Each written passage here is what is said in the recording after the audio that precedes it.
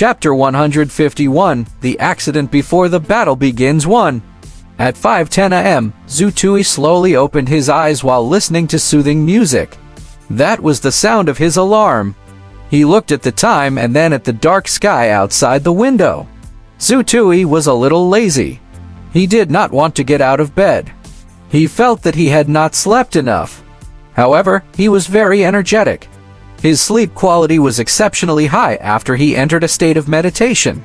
His mind power, which had been depleted during his training last night, was fully recovered in 6 hours. Zhu Tui did not want to get out of bed. He simply lay on the bed and drank a bottle of level E energy restoration elixir. He casually adjusted his breathing and entered the illusory introspective state. He continued to conquer the 7th genetic base point of the 2nd level. Zhu Tui had trained hard last night, but he did not manage to activate the 7th genetic base point of the 2nd level. Still, it was close. He estimated the time and set the alarm. He was prepared to activate this morning so that his strength could increase a little. It was only in the past few days that he realized how amazing meditation was. That was because sleeping was awesome. During the past week or two of classes, the students talked the most about the side effects of the nerve acceleration elixir. Insomnia was the most common side effect. Almost 90% of the students had insomnia. Especially on the first night after every injection, many students had insomnia. There were even students who had insomnia for 5 consecutive days. They were very tired, very sleepy, and wanted to sleep so much. But they just couldn't sleep. Many students received melatonin and even sleeping pills in the infirmary. They could barely fall asleep, but their sleep quality was very poor. This indirectly affected their cultivation during this period of time.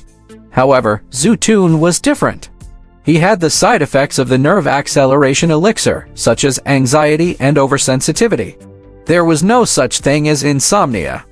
As long as he entered a meditative state and emptied his mind, he would immediately fall asleep. And the quality of sleep was excellent. Under such circumstances, Zhu Tui could actually make full use of most of his time. He would never do something like lying on the bed, unable to sleep, staring at the ceiling, and counting sheep. It was also because of this that his cultivation efficiency in a day might be equivalent to 1.5 days or even 2 days of the other students.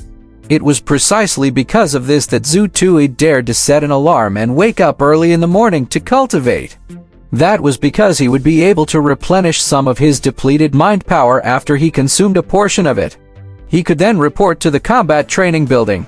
If it were other students from the mystery branch, they would definitely not dare to cultivate after waking up early in the morning if they had a combat mission today. They had to maintain their mind power at its peak.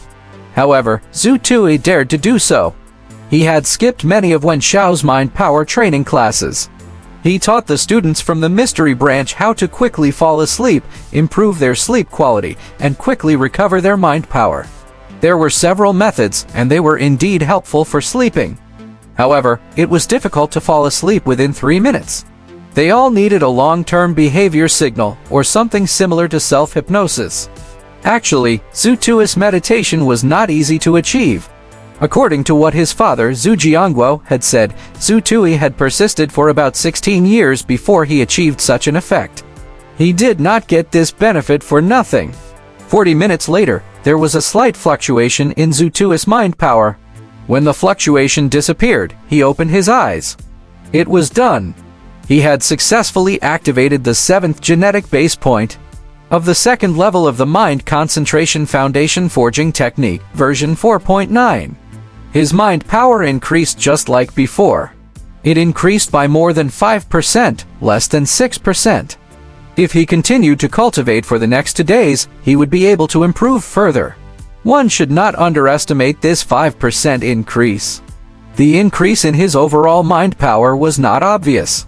However, if he quantified the distance of the mental Shaolin, it would be very easy to see. It was also the farthest attack range of Zhu Tui's flying sword. 2 weeks ago, Zhu Tui had just been injected with the Black Crown Queen Bee's genetic transcriptional fluid and obtained the ability of a mental chain. At that time, Zhu Tui's flying sword had a maximum range of 100 meters. In reality, his control over the flying sword had greatly weakened when he had shot the sword 100 meters away.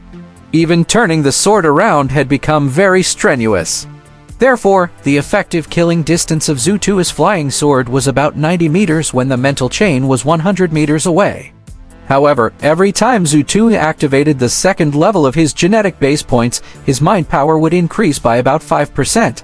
The distance he could release with his mental chain would also increase by a similar percentage.